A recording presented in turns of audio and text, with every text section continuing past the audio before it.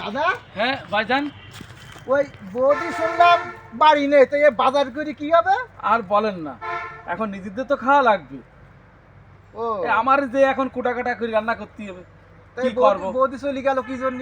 বৌদি যে কেন চলে গেল তা তো বলি গেল না, যে সে ফিরে আর আসবে কিনা তাও তো বুঝতেছি না। ফোন দিলি তো ফোন ধরে না। আচ্ছা, এক কাজ করেন, কি কি? বৌদি যদি না আসে, হ্যাঁ। ও লালটু কবিরাজ আস না, আচ্ছা, ওরেন গেলি বৌদি আর টানা যাবে না। তো তাই কি ভালো হবে ভাই? ওরে তাই না থেকে ও লালটু কবিরাজ বিশাল কবিরাজ, ও মেয়ে ছেলে মিলিয়েও সব বিষয় দক্ষ। কোনো জায়গায় মেয়ে যদি সমস্যা হয় ও বলি দেয়, এই মেয়ে সমস্যা করা যাবে না, মানে ও সব বিষয়ে দক্ষ আছে। ওইন যাই তাহলে আমরা, ও বৌদি আর আসবে না।